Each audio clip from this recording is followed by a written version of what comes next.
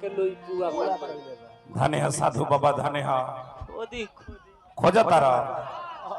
कहत नहीं कि तार आधादारी पाकल आधादारी काहे करिया बा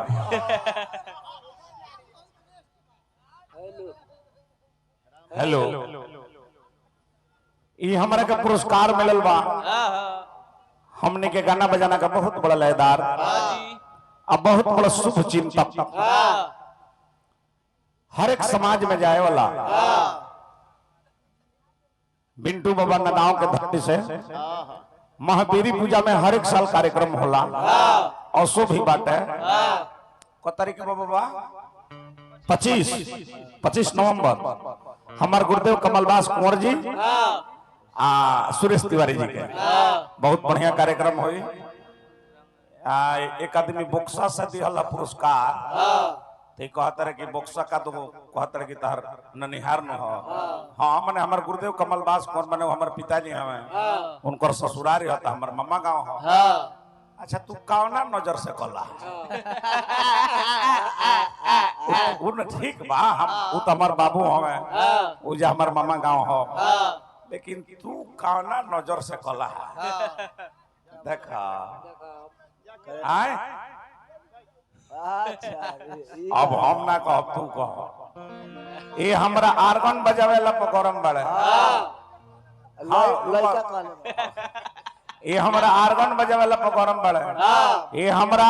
गायत्री बाबा में 5-6 साल यहाँ के आर्गन बजावले बने हमारा गुरुदेव कमलदास कुंवर में 25 बरिस ओकर बाद में हमरा में यहाँ के बजावत नहीं हलचल कहता रहे कि आर्गन वाला हमारा लड़का हो मैंने इतना कट्टू वचन इनका बोले के चाहिए बताइए वो कुछ मैंने इनका अतरा इनका कट्टू वचन बोले के चाहिए हम ना बोली बुक्सा में के भैया ऐसे कहानी के फुआ भैया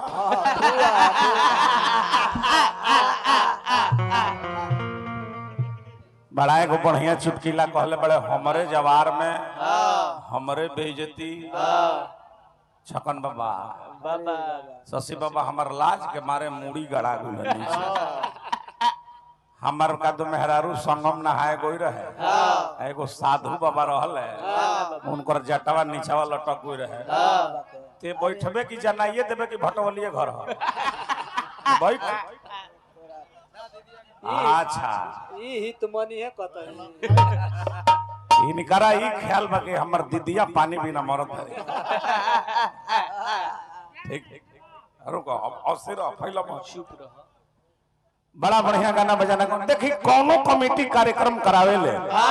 तो ई सोचे ले जैसे महावीर पूजा में होला तो केहू कोनो कमेटी चाहे ले जब हनुमान जी के बारे में 10 मिनट ठोक है 5 मिनट ठोक है हमने के रविदास जयंती में भी हमने के जाई ले जा शशि बाबा तो रविदासो जी के प्रसंग में हमने के गाई ले जा तो हर एक कमेटी चाहे ले जा 10 मिनट ठोक है आज हमने के गौतम बुद्ध भगवान बुद्ध के हमने के आइल बनी जा हमने के कार्यक्रम में प्रकाश दिवस के आज शुभ अवसर पर तो इहो कमेटी खर्चा कैले भी कुछ सुने खाती इहो कमेटी के लालसा बाजे कुछ बुद्ध जी के बारे में कुछ होक है अच्छा बा ये चाहे ये न चाहे हां जी अरे मर्द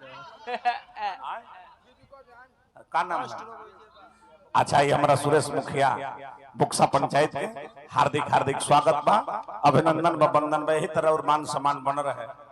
रे तो बहुत बढ़िया कलाकार हमें हो सतेंद्र जी जी ये हमारे का 500 रुपया देने पुरस्कार सतेंद्र जी भाठा मलिकार लेकिन तू बहुत बढ़िया कलाकार हो अब नु दाढ़ी पाक गई करिया रहे त गर्दा क देल रहल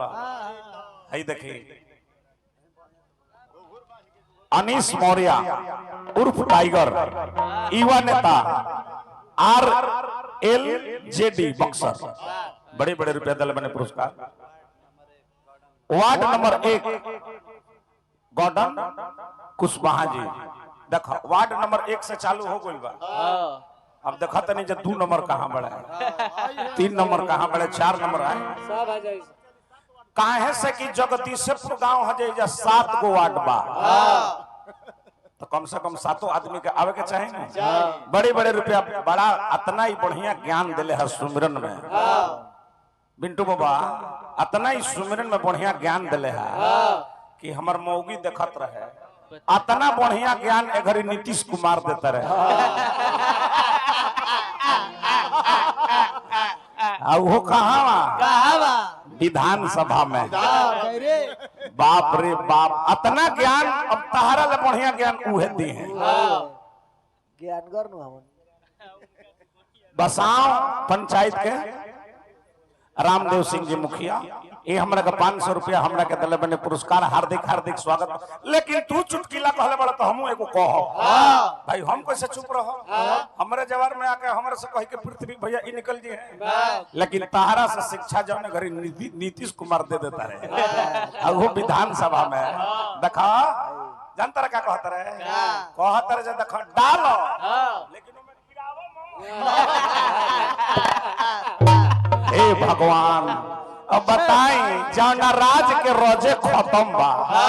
तही प्रजा दलिदर के का कहे। हे गौतम बुद्ध भगवान अब ये धरती पर रौरा फिर से आई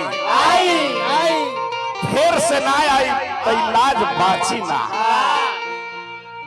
आई।